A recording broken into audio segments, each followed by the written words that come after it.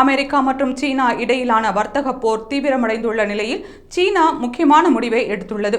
அமெரிக்க நிறுவனமான போயிங் விமானங்களை அதன் நாட்டு விமான நிறுவனங்கள் வாங்கக்கூடாது என சீன அரசு உத்தரவிட்டுள்ளது. இந்த தீர்மானம் சீனாவுக்கும் அமெரிக்காவுக்கும் இடையிலான வரி போரின் முக்கிய கட்டமாகவே பார்க்கப்படுகிறது. கடந்த ஜனவரி மாதம் டொனால்ட் ட்ரம்ப் மீண்டும் அமெரிக்க அதிபராக பதவியேற்ற பிறகு இந்தியா, சீனா உள்ளிட்ட நாடுகளில் இருந்து இறக்குமதியாகும் பொருட்களுக்கு அதிக வரி விதிக்கப்பட்டது. குறிப்பாக சீனாவிலிருந்து இறக்குமதி செய்யப்படும் பொருட்களுக்கு மட்டும் 145% வரி விதிக்கப்பட்டது. இதை எதிர்த்து சீனாவும் அமெரிக்காவிலிருந்து இறக்குமதியாகும் சில பொருட்களுக்கு 125% வரி விதித்தது. பிற நாடுகளுக்கு விதிக்கப்பட்ட வரிகளை அமெரிக்கா 90 நாட்களுக்கு நிறுத்தி வைத்த போதும் சீனாவுக்கு விதித்த வரிகளை மட்டும் தொடர்ந்து அமல்படுத்தியது. இதனால் இரு நாடுகளும் நேரடி வர்த்தக போரில் ஈடுபட்டுள்ளன.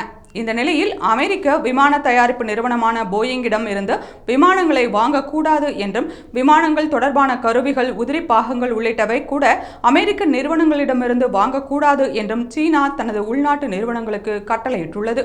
இந்த நடவடிக்கை இரு நாடுகளுக்கும் எதிர்காலத்தில் மேலும் கடுமையான பொருளாதார சூழ்நிலைகளை ஏற்படுத்தும் என்று தெரிகிறது.